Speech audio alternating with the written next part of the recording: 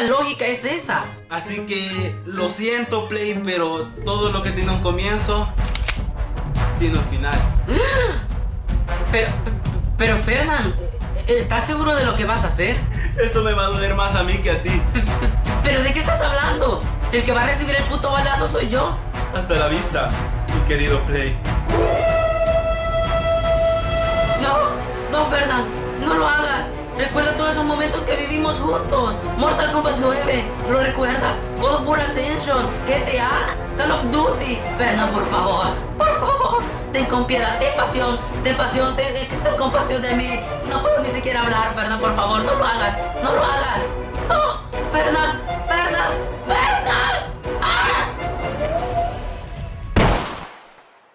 Ha pasado mucho tiempo desde que decidí grabar este video y después de mucho tiempo, decidí redactar ese iceberg de la PlayStation 3, la consola más controversial para Sony en lo personal, una de mis favoritas, así que continuaremos con este iceberg.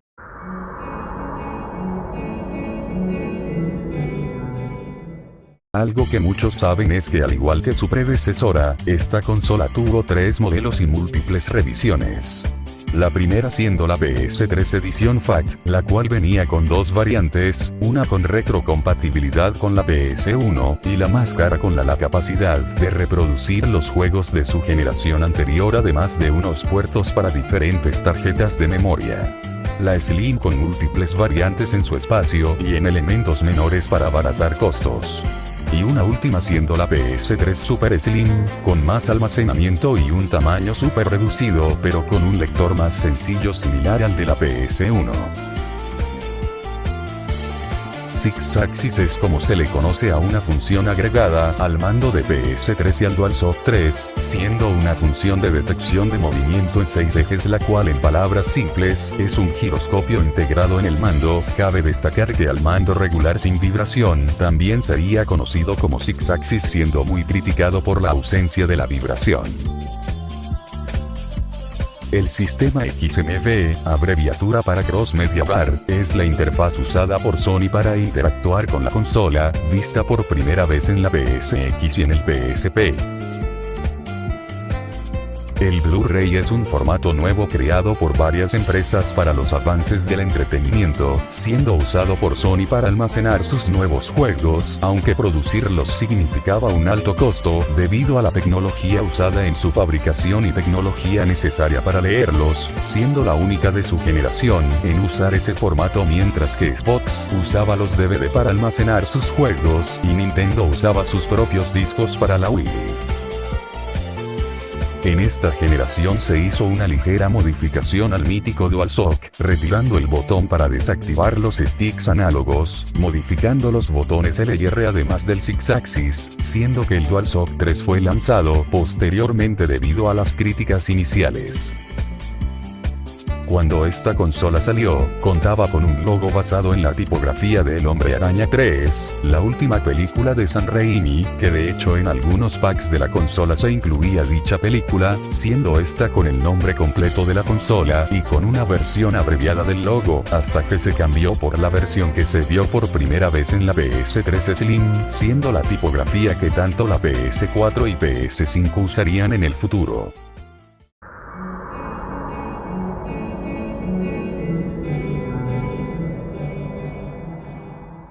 En esta generación, se hizo bastante énfasis en el modo de juego en línea, por lo que Sony desarrolló su PlayStation Network, una función que permitió a los usuarios jugar con otros usuarios conectados a Internet, pudiendo colocar un nombre de usuario y jugar sin necesidad de usar una suscripción como en el caso de Xbox.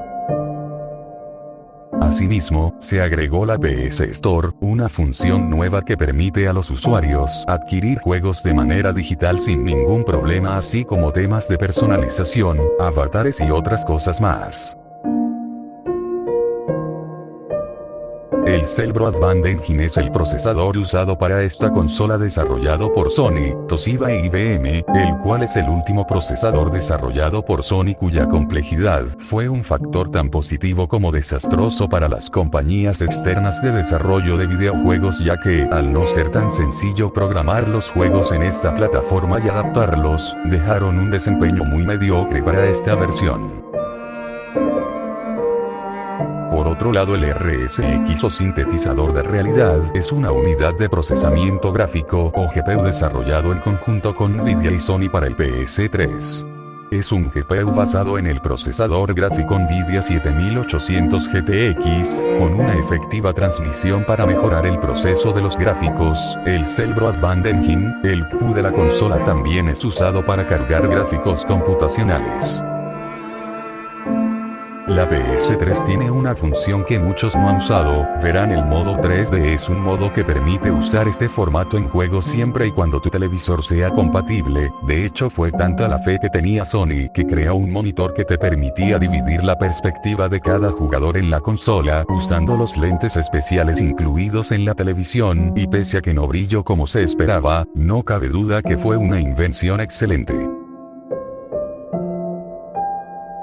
Ya todos conocen Netflix. Pero algo interesante de esto es que, a diferencia de Xbox, la PS3 usaba un disco para ejecutar el programa en la consola, igual como la PS2, siendo distribuido a gente que contaba con suscripción para disfrutar de este servicio en la consola. Aunque tiempo después, Netflix pudo ejecutarse con normalidad en la PS3 hasta que tiempo después dejó de ser compatible con la consola.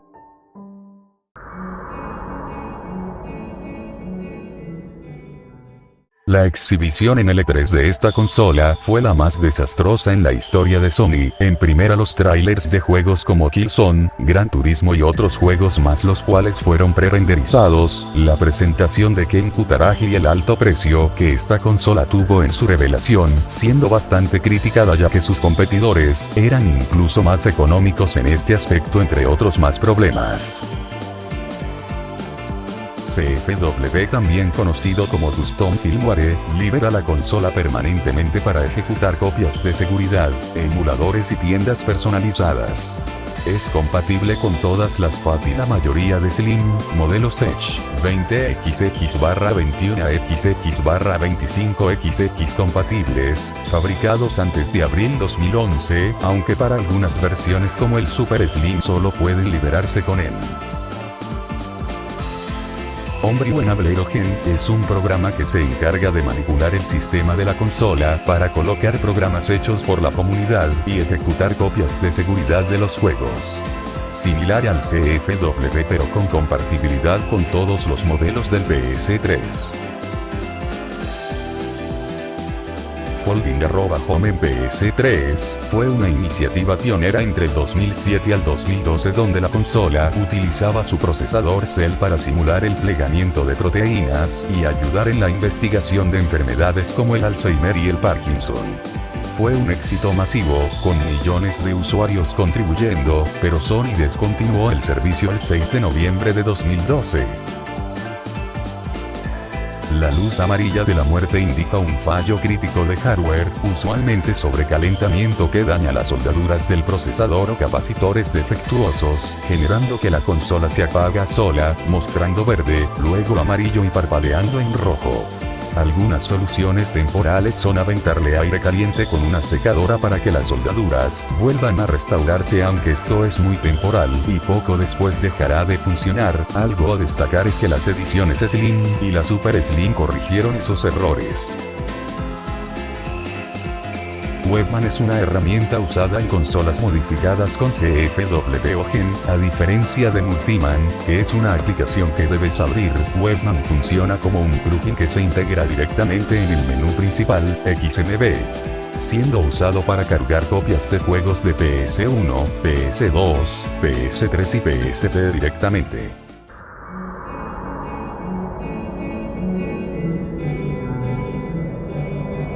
George Hotz, mejor conocido como Geoff, es un programador y hacker estadounidense que se volvió una leyenda de la tecnología por abrir sistemas cerrados que las grandes empresas consideraban inexpugnables. En el caso de Sony, Hotz logró vulnerar la seguridad de la PS3 después de que Sony eliminara la opción de instalar Linux.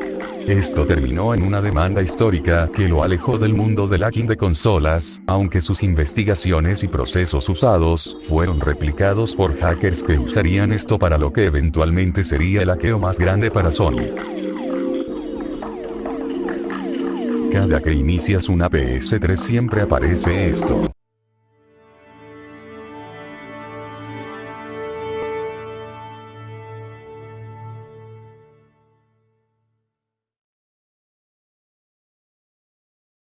Verás, ese sonido creado por Sony representa la idea de que al iniciar esta consola, te sientas como en una orquesta sinfónica dando un aspecto más elegante.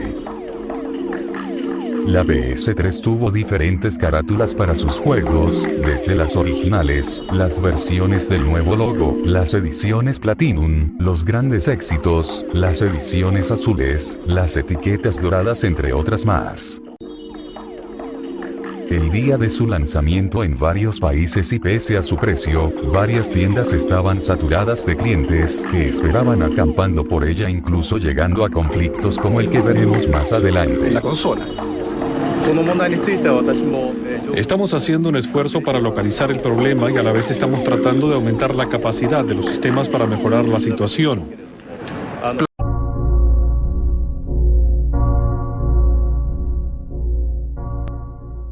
Para desarrollar los juegos de esta consola, se enviaron diferentes unidades de desarrollo a múltiples empresas de videojuegos. En este caso esta es una de las primeras, similar a un gabinete de computadora o a un reproductor de Laserdisc con 2 discos duros y diferentes funciones extras, siendo bastante caras y difíciles de conseguir.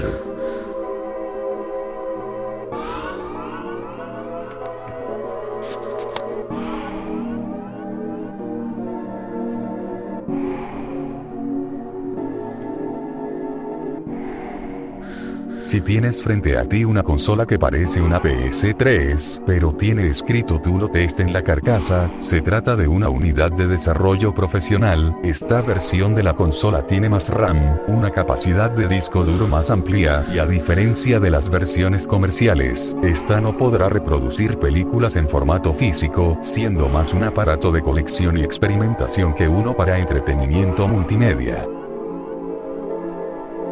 Han habido bastantes prototipos desarrollados por Sony como este prototipo de PS3 que estás viendo en pantalla. El modo Factory Service es técnico y se usa principalmente en la escena de la modificación, Homebrew, para tareas como cambiar el lector de Blu-ray, reparar bricks graves o hacer un downgrade del sistema. Cuando una PS3 entra en este modo, verás un recuadro rojo en la esquina inferior derecha de la pantalla sobre un fondo negro. En este estado la consola generalmente es usada para análisis en alguna falla del sistema.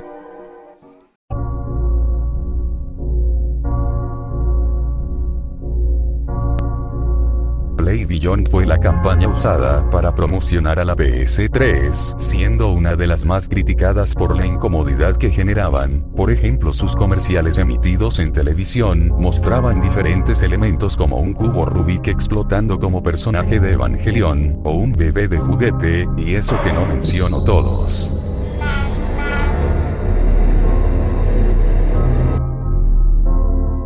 La pantalla roja de la muerte en una PS3 es un error crítico que generalmente indica un fallo en la memoria flash de la consola o una corrupción grave en el sistema de archivos flash. La solución más común es reiniciar la consola y actualizar su firmware para corregirla, o en otros casos reemplazar la memoria flash.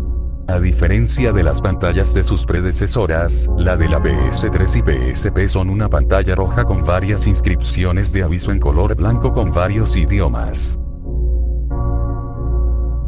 El hackeo de PlayStation Network de 2011 fue el resultado de una intrusión externa en los servicios de PS Network y Curiosity de Sony, en la que se vieron comprometidos datos personales de aproximadamente 77 millones de cuentas, y se impidió que los usuarios de PS3 y las consolas PSP accedan al servicio.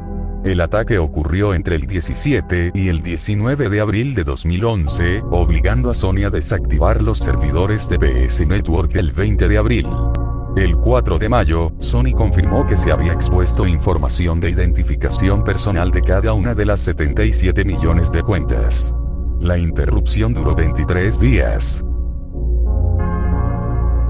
Ya todos saben quién es este fracasado y no voy a entrar más en detalles, pero lo que pasó con él es que este se estaba estimulando con su PS3 aparentemente por el ataque a la PS Network que mencioné antes, todo esto mientras se grababa haciendo todo esto.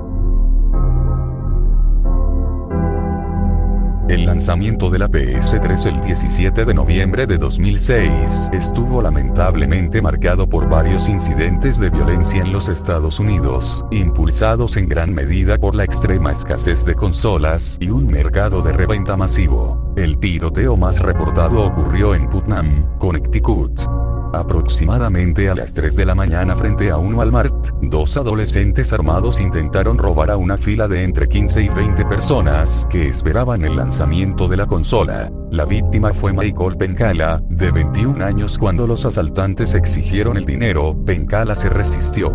Recibió disparos de escopeta en el pecho y el hombro. Resultado: afortunadamente, Pencala sobrevivió al ataque y se recuperó del incidente. Más tarde mencionó en entrevistas que llevaba unos $2,600 en efectivo en ese momento, destinados a comprar consolas para revenderlas.